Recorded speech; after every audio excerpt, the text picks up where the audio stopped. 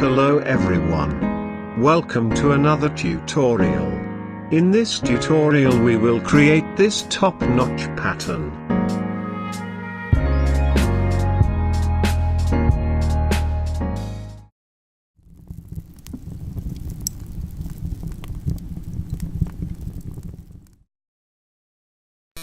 Start by making a new document. Go to File, New, or you can just press Ctrl+N.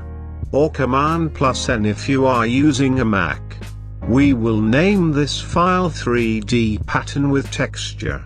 Set the dimensions to 1920 by 1080, or whatever dimensions you want. I will use the landscape orientation for this one. And click OK. First choose any color instead of black. It doesn't matter much which one to choose, you can change it later. Then grab the rectangle tool from the tools panel, or just press M. We are going to make a square. Click once. You can choose any dimensions for the square. I will set the width and height to 300 pixels. And click OK. Now we want to transform this square into a cube. If you want to do this manually, check my previous tutorial. But in this tutorial we will make it using the 3D effect. So select the square and from the Effects menu, choose 3D, then Extrude and Bevel. Click on the Preview button to see how the square looks. From the Position drop menu, choose Isometric Left. In order to make this a perfect cube, you need to set the extrude depth to the same value as the width and height of the square. So we will set the extrude depth to 300. And click OK. Now we have a nice cube. Let's expand it so we can change its colors. Choose the cube. And from the Object menu, choose Expand Appearance. Now it consists of 3 different shapes. Press Ctrl+Shift+G to ungroup these shapes. Or right-click and choose Ungroup. Now each shape stands for its own. I have prepared some colors here to use, but you can use any colors. Just make sure to use monochromatic scheme for best results. Choose every shape and give it a different shade of your colors like I'm doing here.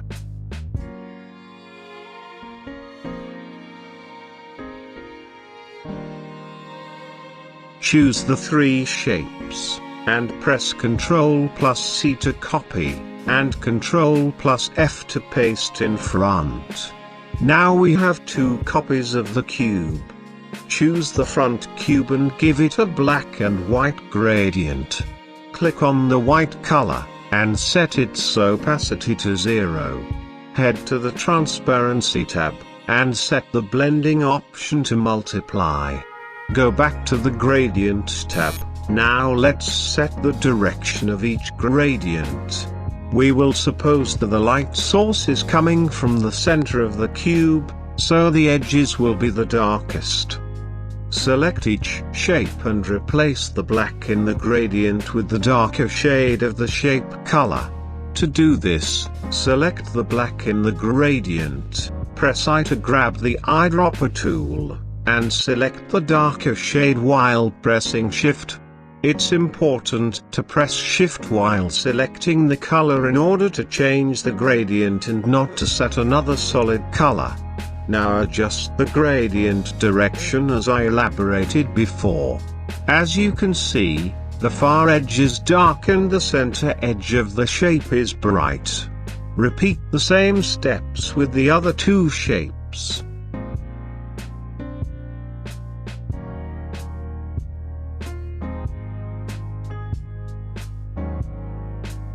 For the final shape, the darkest shade is the same color of the shape, so we will make it even darker, double-click on the dark color of the gradient, and change the color to a darker shade. Now let's add the grain texture to the cube. Select the 3 gradient shapes, press Ctrl+C to copy, and press Ctrl+F to paste in front. Now we have a third copy of the cube. Select this third copy, and from Effect menu, choose Texture, then Grain. Here you can see the grain effect that will be applied to the shapes.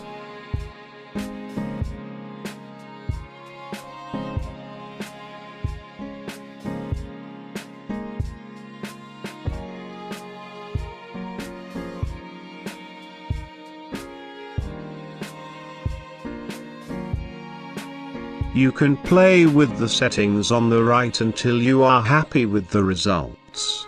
These settings will work fine for me. Click OK to apply the grain effect. You can reduce the opacity of the grain shapes if you want. I will set the opacity for them to 40%. Now the main cube is done. Select everything and group them by pressing Ctrl+G. Choose the cube, and press Ctrl+C to copy, and Ctrl+F to paste in front. Now we have another copy of the cube. Select this copy, right-click, and from Transform menu, choose Scale. Choose Uniform Scale, and set the value to 50%. Right-click again, and from Transform menu, choose Rotate. Set the rotation angle to 180 degrees. Zoom in and make sure the 2 cubes are aligning together perfectly.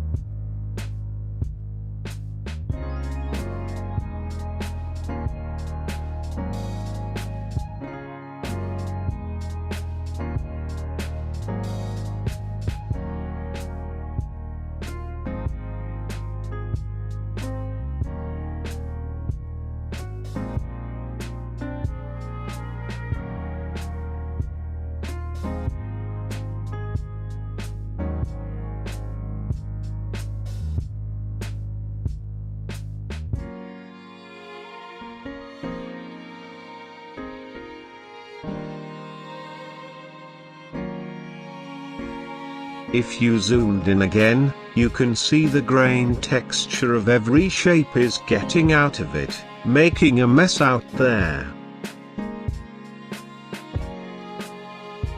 To solve this problem, from the Effect menu, choose Document Raster Effects Settings. Make sure to check the Create Clipping Mask box, and click OK.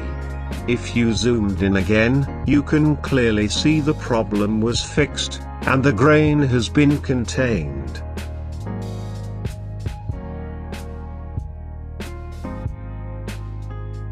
Now we want to reverse the light source for the small cube, in order to make it look like it has been cut out of the big cube. Choose the small cube, right-click, and choose Ungroup. Now choose every texture shape, and reverse its gradient. To do this, from the Gradient tab, click on Reverse. Repeat this for all texture shapes.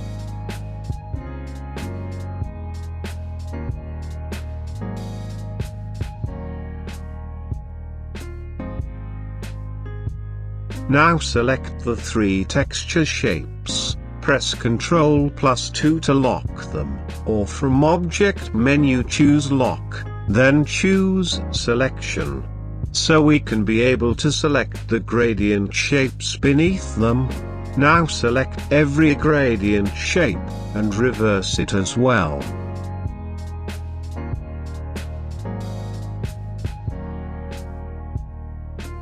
Now the light in the 2 cubes is matching. We are done with the main shape of our pattern. Make sure to press Ctrl+Alt+2 to unlock the locked shapes. Then select everything and press Ctrl+G to group them. Now let's make the pattern. Choose the Shapes group, and from Object menu, choose Pattern, then Make. If you got this message, click OK. Now play with these settings until you are satisfied with the results. I will first name the pattern 3D pattern with texture.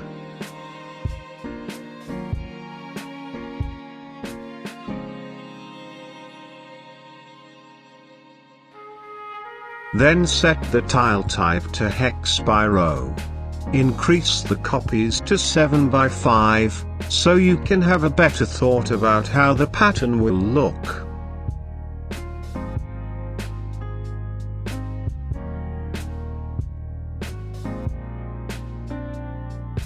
In order to get rid of these white spaces, check the Size Tile to Art box.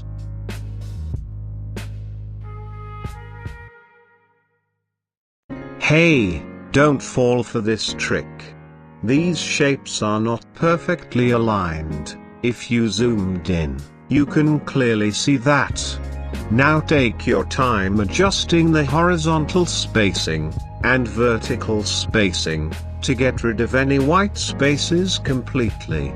Mine is fine at these numbers. You can copy them if you want. Once you are done with the pattern, click Done. You can see now the new pattern was added to your swatches. Get rid of this group. Grab the rectangle tool or press M to use it. Click once, and set the dimensions to the artboard ones, which are 1920 by 1080. Center this rectangle to the artboard. Now choose the new pattern from the swatches to apply it to the rectangle. You can see how the shapes are aligned perfectly with each other, and that there are no white gaps. To scale the pattern, right-click, and from Transform menu, choose Scale. Make sure to check the Transform Patterns box only. Choose an uniform scale, and set the value to 60%, or whatever you want. To make it more dope, you can apply a vignette effect to it. To do this, select the pattern rectangle, press Ctrl+C to copy, and Ctrl+F to paste in front. Apply a black and white gradient to this rectangle, make the gradient type radial. Click on the white color of the gradient, and set its opacity to 0. Next, head to the Transparency tab, and set the blending option to multiply. Go back to the Gradient tab, and drag the gradient to the edge of the artboard. Finally reduce its opacity to 45%, or as you want.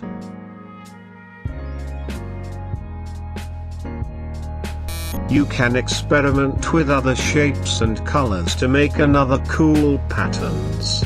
Like and share this tutorial if you think it was useful. And make sure to subscribe to the channel for more tutorials to come. If you have any question, or if you wish to see a certain tutorial in the near future, leave a comment down below. See you later, creatives.